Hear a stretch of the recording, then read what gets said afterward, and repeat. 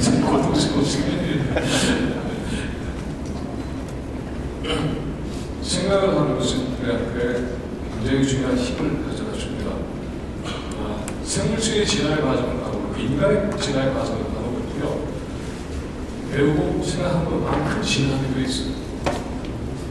어떤 위기와 모순과 어려움과 부닥쳤을 때 그 문제를 해결할 수 있는 능력은 그만큼 배워서 학습해서 그만큼 지적인 깨우침이 있지 않고서는 불가능한 거잖아요.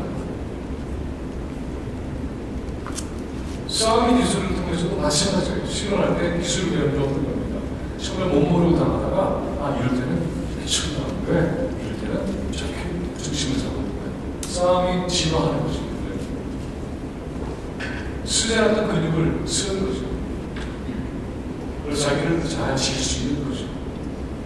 힐링하지 못하는 가장 중요한 것은 자기를 잘 지키지 못할 때 일이 발생해요. 생각을 어떻게 하느냐에 따라서 우리는 자기를 지킬 수도 있고 또는 나밖에 안 남았잖아. 굉장히 괴로워하면서 해내기도 하죠. 자, 그래서 중요한 게 있어요. 저 문제를 어떻게 해결하는 거예요? 남았잖아. 말이 안 되는 수들하고 있어. 이 사이에서 생기는 문제를 풀 수 있는 건 뭘까요? 관점에 대한 얘기를 했는데 관점 좋죠. 그런데 그런 관점을 해결하면 현실이 풀릴까? 어디서 문제가 생기는 거예요? 변화라고 하는 게 굉장히 중요하죠. 저게 줄어드는 반응인지 변하는 반응인지에 따라서 사실관계에 따라서 우리의 관점이 달라지는 거죠. 줄어들고 있는데 많이 있는데 이 정도면 그가 큰일 났지. 줄어들고 있는 상황에 대해서 나타나고 있으면 그 사람은 현실에 대해서 뭘 모르는 거죠. 늘어나고 있는데 걱정하고 있다면 그것도 한 문제죠. 어떻게 변하고 있냐는 것을 앞으로 보는 이 힘은 우리 상황에 있어서 대단히 중요합니다. 그렇지 않으면 반성에 의해서 상황을 파악하거나 생각하게 되기 때문에 그래서 자기가 이미 만들어 놓은 공간에서 사고해서 그게 단축을 알게 되죠. 아주 오래전에 플라톤이라는 사람이 소크라테스의 얘기를 통해서 했던 굉장히 유명한 비유가 있죠. 어떤 비유죠? 네, 여러분 다 알고 있는 거예요. 동물의 비유라고 그러는 거죠. 처음부터 태어난 동물 속에 그렇게 하는 것을 태어났는데 거기에서는 불밖에 없는 거죠. 태양은 없는 거예요. 그 속에서의 그림자는 시체예요. 근데 누군가가 농담하게 동물 밖으로 나왔을 때는 눈이 부시겠죠. 저녁이 아니고 아침에 눈이 부셔서 처음에 아무것도 보이지 않게 되겠죠. 차츰차츰 보게 되겠죠. 동물에서 막 그게 그림자라는 걸 알게 되는 거죠. 그래서 다시 동물에 들어왔을 때 그가 뭐 실체를 얘기하는 사람들은 다 돌았다 그럴 거예요. 그러나 실체가 무엇인지를 깨닫게 하는 과정이 있는 거죠. 그림자가 전부인 줄 알았는 거예요. 그렇게 얘기하는 거죠. 서양의 철학사에서 데카르트라는 사람의 이름 들어보셨죠? 데카르트가 했던 얘기라고 하는 것의 유명한 문장이 뭐죠? 네? 다 알고 계시죠? 네? 나는 명품백을 가지고 있다고 존재한다. 주입차를 가지고 있어서 존재한다. 보러 존재한다. 그죠? 다 알고 계시죠? 나는 어떻게? 나는 어떻게? 존재한다. 나는 그 아통장. 나는 생각한다. 보러 존재한다. 이거 대단한 얘기예요. 근데 왜 그렇게 엄청난 파문을 일으키고 한 시대를 격동시켰을까요? 네? 왜 그 말이 그렇게 파란을 일으켰을까요? 생각하는 게 어딨어? 얘기해 주잖아. 생각 못하면 존재하지 않는 거예요. 생각의 능력을 갖고 있지 못하는 자는 존재하지 않는 거예요. 아니면 또는 혹시 아이들의 경우에는 본능적으로 뭔가를 판단할 텐데 본능이라고 생각하고 본능이라고 여기면은 아이들이 존재하지 않는 거예요. 그건 아니죠. 나는 생각한다, 보러 존재한다는 도대체 무슨 뜻이죠? 대한민국의 교육에 중요한 특징이 있죠. 사람 이름이 뭔지는 알고 책 제목도 아는데 읽어본 적이 없거나 생각해본 적이 없고 데카르트 얘기는 하는데 그게 무슨 뜻인지 생각을 졸라 해봤잖아요. 여기서 생각하는 거로 존재한다의 중요한 지점은 어떤 걸까요? 네? 오늘 나는 소유하다로 존재한다라고 하는 것이 우리 속에서 양식일 거예요. 그렇죠? 또는 천년에 빠진 사람 나 사랑한다고 존재한다고 얘기하고 그 사람 너와 있기에 내가 존재한다고 얘기하고 타자와의 관계를 얘기하는 거죠. 자기 존재의 근거를 얘기하는 거죠. 이때 나한테 이 이야기는 생각의 주체가 나라는 상황이에요. 굉장히 중요한 얘기죠. 생각의 주체가 나라는 거죠. 그렇게 대단할 수밖에 없었던 거죠. 왜냐하면 중세 유럽의 생각의 주체는 누구였어요? 교회였잖아요. 사제들이었죠. 성서도 사제가 읽었던 거죠. 구텐베르그 이후에 성서가 번역이 되고 보통 사람들이 읽을 수 있는 라틴어가 아닌 글자를 읽혀서 책으로 나왔을 때는 많은 사람들이 이해하고 자기 얘기를 할 수 있었지만 그 이전에는 교회 어머니가 생각하는 거 너무 생각할 필요가 없는 거죠. 원래 생각이 받아 해주게 필요가 없어요. 그런 거잖아요. 한 시대 전체를 변한 상황이 있어요. 나도 생각할 줄 알거든요. 서태지의 히트친 노래가 제목이 뭔지 아시죠? 뭘? 나는 알아요. 얼마나 놀라운 자기 주체에서 그래. 나를 애라고 싶어 모른다고 생각하지 마세요. 나도 한다니까. 나도 생각할 줄 안다니까. 서태지 데카르트죠. 알아서. 한 시대가 생각의 자유와 주체성을 몽땅 뿌리 뽑았을 때에 선언한 거예요. 근데 이 선언은 오늘날도 유효해야 합니다. 왜 그런가? 오늘 한국 사회의 생각은 누가 합니까? 언론과 방송이 해줘요.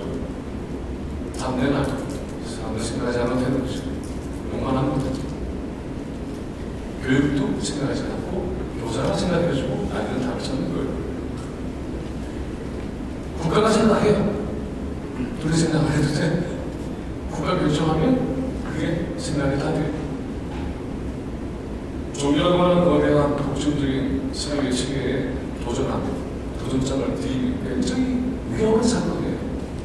지금도 내가 생각한다는 위험한 사건입니다. 최근에 어떤 책이 나왔는데 제목이 아주 흥미로워요. 생각하는 위험한 여자들. 여자들이 생각하다니. 그래서 교육을 안 시켰잖아요. 생각이라고 하는 것은 생각보다 위험해요. 질문을 합니다. 정말 그래? 이렇게 묻거든요. 아닐 수도 있는데 이렇게 묻기 시작하죠.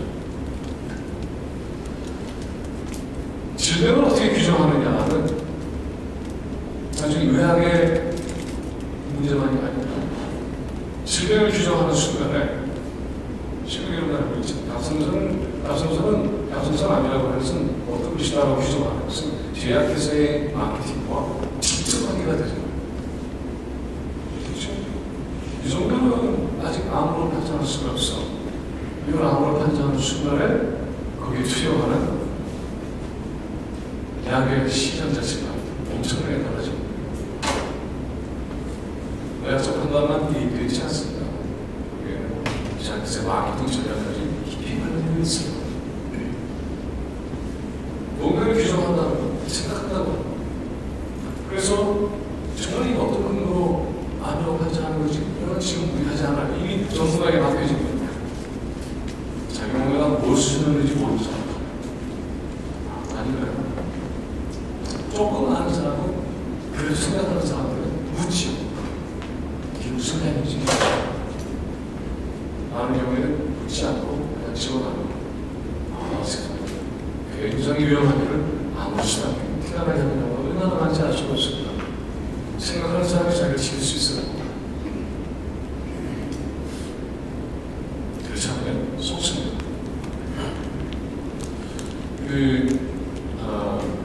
너가레스 클라이건이라는 영화 혹시 보신 분 있으세요?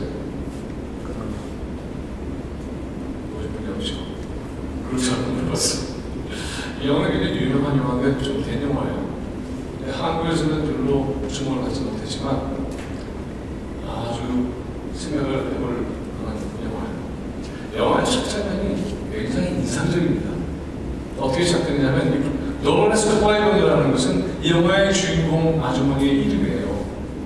클라이건, 너가레스라고 하는 여자의 이야기인데 어떻게 되냐면 첫 장면이 아주 긴장된 음악이 막 흐르면서 그리고는 어떤 중년 아주머니가 뚱뚱한 아주머니가 막 계단에서 내려와요. 그리고는 부엌으로 들어갑니다. 미국 집이에요. 2층이 계단이 있는 집이에요. 부엌에 들어가서 막 뭘 찾는데 찾는 게 뭐냐 하면 칼 꺼냈다가 말고 그 다음에는 이만한 밀가루 1대이죠. 그걸 꺼냈다가 말고 이렇게 뭔가를 찾아. 그 찾는 장면을 보면 느끼겠지만은 뭔가 부엌에서 요리하기 위해서 뭔가 끓이려고 하는 것 같지 않아요. 즉 흉기를 찾는 것 같아요. 그건 다 흉기가 될 수 있는 거잖아요. 언제든지.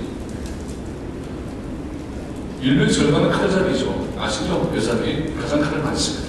사실. 그런데 칼을 들었다 말고 그 몽둥이를 들었다 말고 범인을 하다가 마침내 이겨서요 바로 몽둥이를 들고 나갑니다. 몽둥이를 들고 나가는데 그 밖에는 어떤 장면이 있었냐면 계단에 휠체어에 탄 어떤 여자가 쓰러져 있어요. 그리고 킬미 이렇게 죽여. 그래서 여자가 그걸 들고 그 휠체어에서 쓰러져 있는 여자를 머리를 치는 순간에 띵동 하고 근데 문이 열려 있었어요. 우체부가 들어오면 그들은 그 현장을 목격해요. 자, 목격자가 있었어요. 사람을 죽이려고 했던 물증이 있었어요. 쓰러진 여자가 있었죠. 이 여자는 잠시 뒤에 숨을 거둡니다.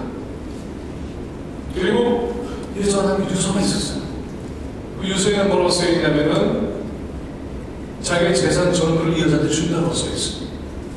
자, 그러면은 어떻게 판단해요? 여자를 죽여서 빨리 그 유산을 넘겨받겠다라고 하는 사회 동기도 있는 것 같아요. 정황은 그렇게 되어 있어요.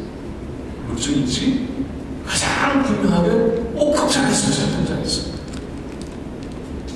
게다가 동기도 분명한 것 같아요. 자, 이런 상황에서 이 여자는 어떻게 될까요? 당연히 살인미수 혐의로 잡혀들어가는 거죠. 이 여자가 그 살인미수 혐의에서 벗어날 길은 어딘도 없어요. 어떻게 빠져나갈 것 같아요? 어떻게 해야 이 문제를 풀 수 있어요? 네? 분명히 듣고 싫다고 하잖아. 그리고 죽이라고 하는 얘기도 들었죠. 그럼 마침내 그 여자 죽었죠. 그러니까 휠체어를 계단에서 밀어서 죽이려고 하는데 죽지 않으니까 마지막으로 몽둥이로 쳐서 죽이려고 하는 거야. 충분히 그런 추측이 가능하죠. 상황이. 우리가 알고 있는 건 그것밖에 없어요. 여러분이 만약에 예시원이라면 여러분 어떻게 생각하십니까? 혹시 여러분 중에 이 연인을 변호하시는 분 계세요? 만약에 변호하고 싶으면 어떤 질문을 던지고 싶으세요? 어떻게 해야 이 문제를 풀 수 있어요? 이 문제를 풀지 못하면 이 여자는 평생 힐링을 하지 못할 거예요. 평생 그렇다고 오해서 썩고 혹은 전기자에 올라가서 죽을 수도 있어요. 어떻게 해야 돼요? 여러분이 만약에 이런 도세 걸리면 어떻게 해요? 사실은 아직 그게 아니고 내가 봤는데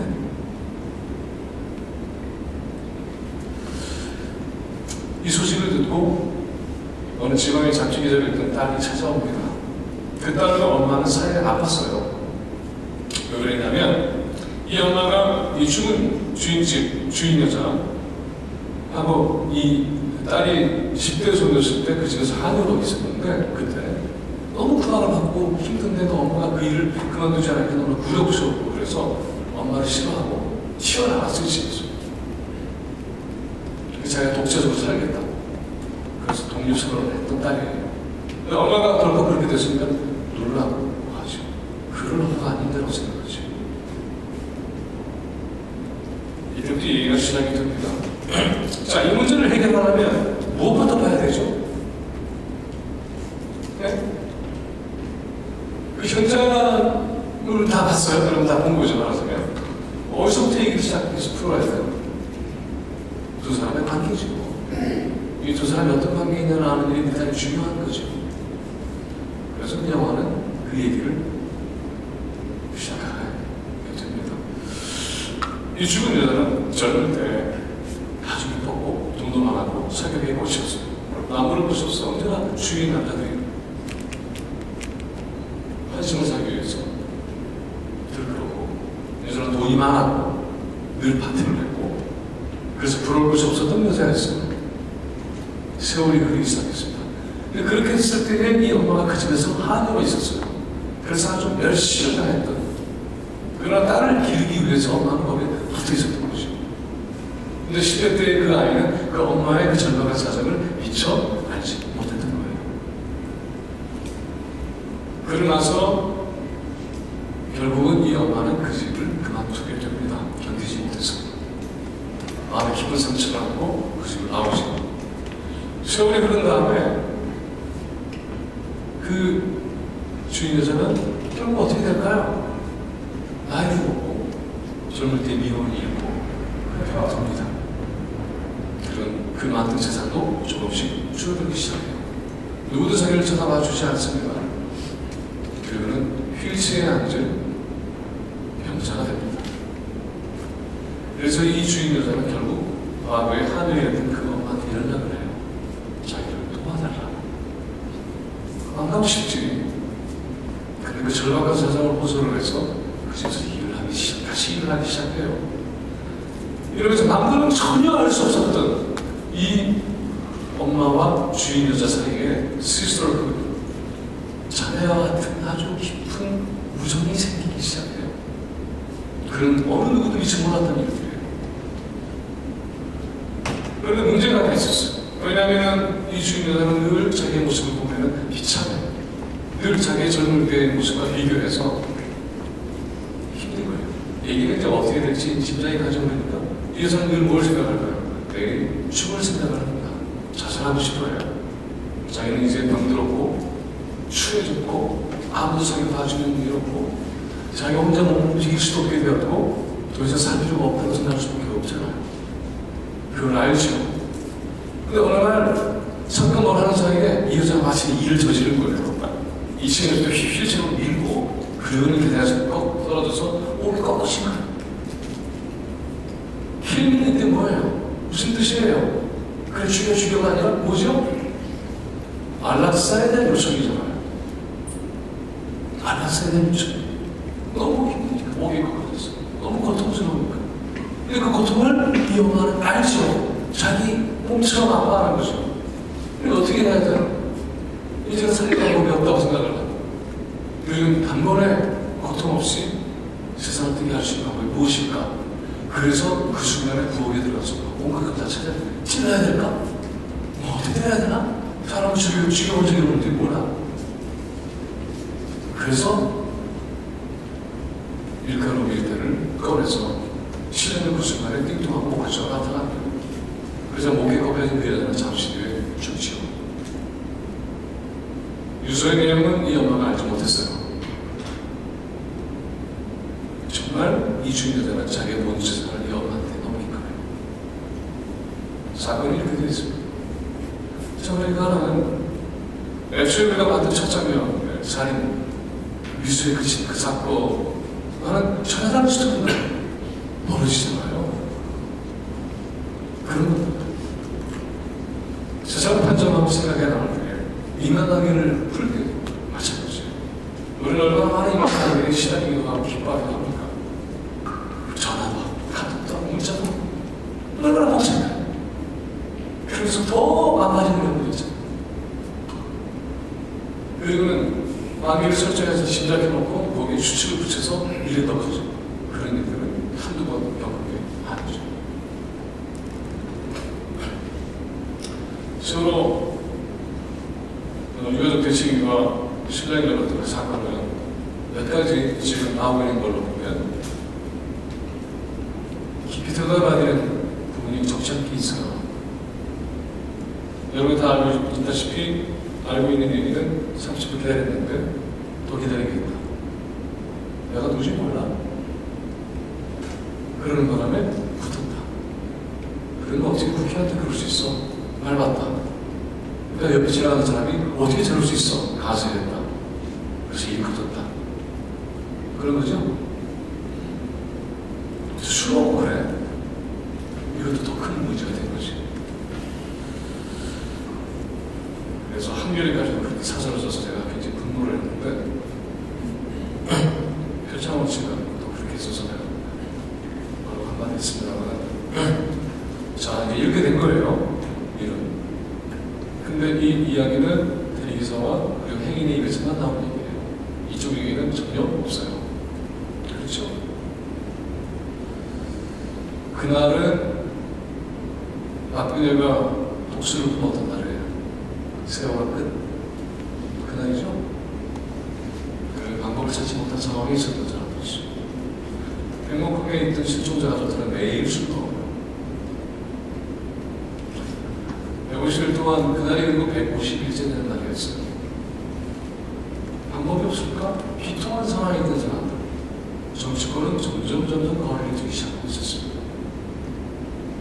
김현영은 사람은 땅콩가예요. 여러분 혹시 보셨는지 모르겠지만 별명이 땅콩가예요. 조금해요.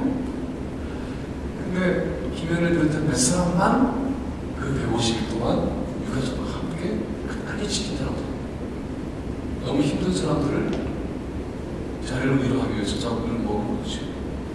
술자리라는 원래 그래요. 우리 오늘 술자리 합니다로 시작되지 않아요. 그렇죠? 여러분 경험하고 있다시피 어떻게 합니까? 먹고 하다가 술이 먹어가는 거죠. 위로의 자리를 비난할 수는 없어요. 아무도 챙겨주지 않았을 때에 자기들 너무너무 고맙게 해준 사람에게 누군가가 시비를 건다면 가만히 있지 않겠죠? 근데 당사자들의 얘기는 또 달라요. 오자마자 이 국회의원 이 가족하고 어떻게 알지? 그리고는 안산 가자니까 못 간다. 그럼 돈 더 주겠다. 이렇게 얘기하고 간 거예요. CCTV가 나왔죠. 거기에서 중요한 얘기가 또 나왔잖아요. 보신 분 있었을 거예요. 대리기사와 김현과 유가족 가운데 한 사람이 여기서 얘기를 하고 있는데 북한사고가 저기서 터져요. 이상하죠? 대리기사를 구석에 몰아서 때렸기 때문에 그걸 보고 행인이 가담했다고 하는데 CCTV는 다른 걸 보여주고 있어요. 물론 거기서 빠진 일이 있어서 그래서 이게 어떤 장면이 연결되는지 우리는 아직 몰라요. 이것도 단정할 수는 없어요. 그런데 그런 것들은 우리가 사건을 깊이 들여다 봐야 된다는 뜻이에요. 특히 이 사건은 어떻게 규정하냐에 따라서 굉장히 중요한 사건이 되고 있잖아요. 그렇죠? 동력을 떨어진 사건이잖아요. 조선일보 사설가 있었죠. 지난 5개월 동안에 우리가 이런 사람들한테 끌려다녔어. 이렇게 얘기를 했어요. 그래서 나라가 이 모양이야. 그 사건 하나로 완전히 그렇게 뒤집는 것이죠. 사건 당시의 관련자들의 상처를 말할 것도 없고 선배들의 엄마 아빠들은 더 비참하겠죠. 그리고 여기 현장에 주관하시니까 뭐라고 얘기할 방법도 없겠죠. 현장에 있다고 알까요? 제가 앞에 얘기했죠. 현장에 있다고 알까요? 그렇지 않아요. 여러분 차사고를 겪어보면 알잖아요. 현장에 차사를 겪었는데 이게 어떻게 해서 생긴 건지를 알아요. 요새는 블랙박스가 있으니까 그나마 짐작을 하지만 차사고는 원래요. 없던 차가 앞에 나타나요. 여러분 다 경험하셨잖아요. 없던 차가 갑자기 나타나는 거야. 그래서 어떻게 하는지 자기 잘 몰라. 우선 자기의 잘못이 아니라고 주장하고 싶지만 그러나 모르는 경우가 훨씬 많아요. 자기 각도에서만 보고 있기 때문에. 블라인드 스팟 하는 거 있지만 몰라요. 어떻게 보면은 CCTV 몇 개가 더 많은 것을 보여줄지도 몰라요. 자, 이렇게 어떤 진실, 그러니까는 아까도 얘기했지만 관측 문제입니까? 사실이 문제입니까? 이제는 대단히 나오겠죠?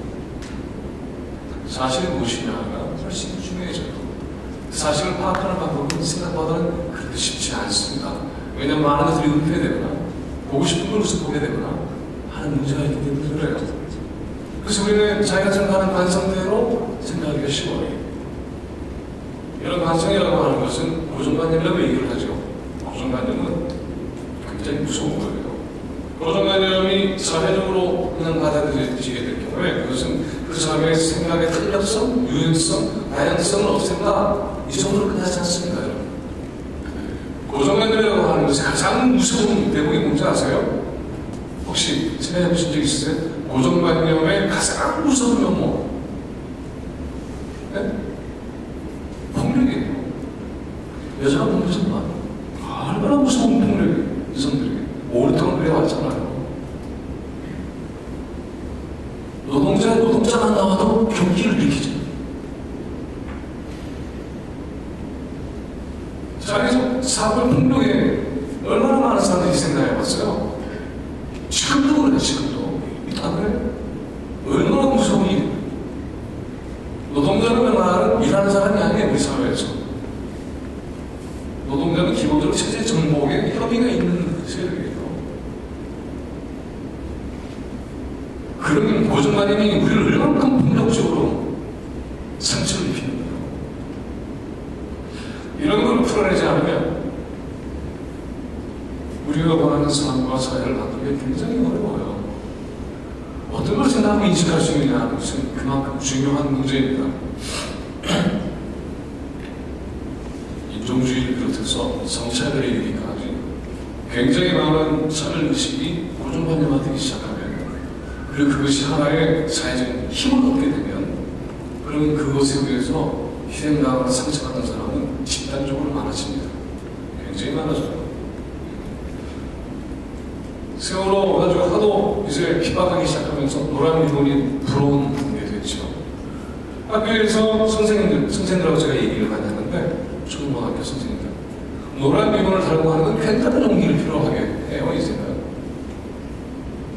인간의 죽음에 대해서 희생해서 아파하고 고통에 연대하는 이 행위가 불안한 게 돼버려서 노란 리본을 달고 있는 사람은 문제 있는 교사처럼 교사나 경험이 와요. 이게 말이 안 되는 세상이잖아요. 그런데 그것이 점점 힘을 얻게 되면, 그러면 우리는 각기 다 분리당하게 됩니다. 가장 무서운 거예요. 그래서 다 쪼개지게 만들죠. 이 쪼개지게 만드는 이것이 우리를 아주 힘들고 고통스럽게 만들어버립니다. 생각을 어떻게 하느냐, 이 생각의 방식은 그래서 매번 되풀이 짚어서 우리의 힘으로 삼아야 돼요.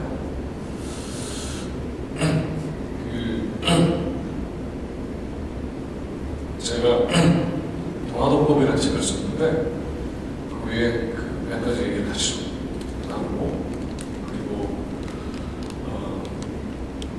아담 스미스 쿠프런과 카르 막스의 자본론과 그런 것들을 가지고 잠깐 설명을 하면서 우리의 현실을 어떻게 사고할 수 있게